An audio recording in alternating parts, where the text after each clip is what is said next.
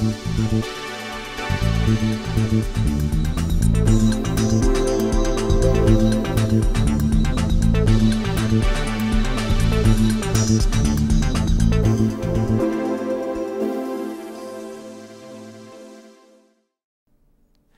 what's the science of success to getting our businesses to make a profit without us? I mean, we could go through so many books and we could go through so many classes and really learning the science, but is there something simple, but yet something very effective? In looking at the principle of the 5 areas of business, there are 5 areas of business that every business everywhere in the world gets to deal with, gets to focus in on. Area 1 is marketing. How do we get more leads, better leads, and stronger leads? Area 2 is how do we take that lead once somebody raises their hand, and how do we move them through the process? Area 3 is the sale. Area 4 will be servicing, delivering what we say we're going to deliver. And then Area 5 is creating a client for life or relationship for life. Now, when we look at these, we know that we can only be as strong as our weakest link. And so if we have 4 out of the 5 areas that can produce $1 million in our business, but one of them can only produce $500,000, we'll only get to $500,000. A chain is only as strong as its weakest link. Our business is only as strong as the weakest of the 5 areas. For example, in the marketing, there are so many ways that we could market. We could do TV, radio, newspaper. We can do seminars, workshops. We can do public relations. We can do internet. There's all these different ways because the marketing is what do we need to do to generate the quantity of leads and the quality of lead, Q1 and Q2, the quantity of leads coming in and the quality of the lead.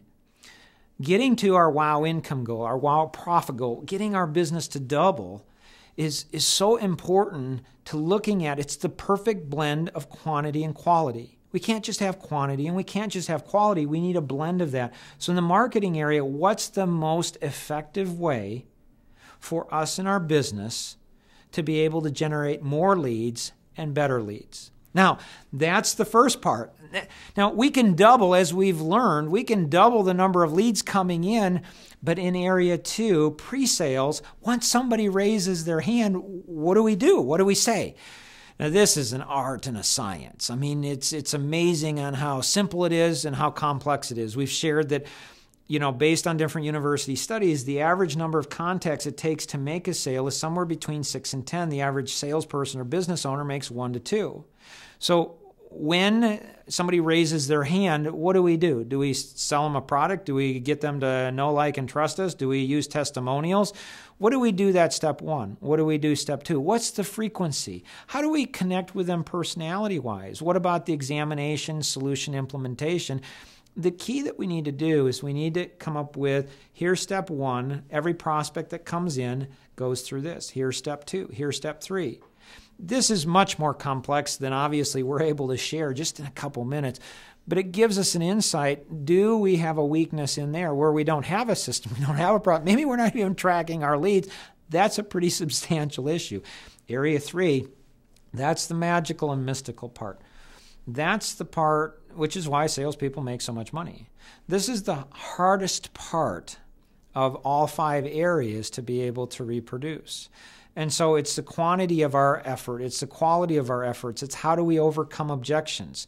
Do our salespeople understand how to identify an individual's personality within 15 seconds? What's their examination look like?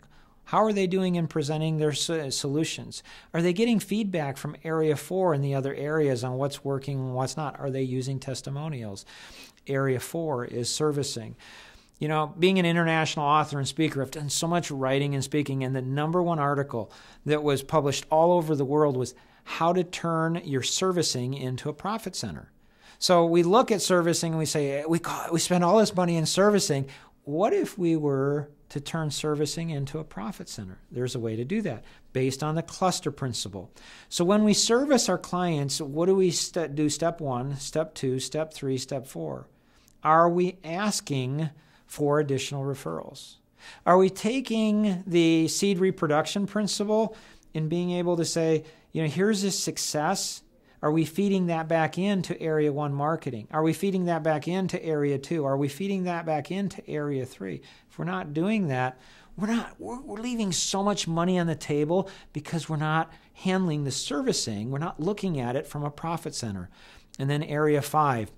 Area 5 is the hardest because if we're not getting leads Area 1, well, you know what? It's pretty obvious. If we're not converting those leads, that's pretty obvious. If we're not actually closing the leads, that's obvious. I mean, our businesses can't function. Area 4, if we're not servicing, our clients are going to let us know.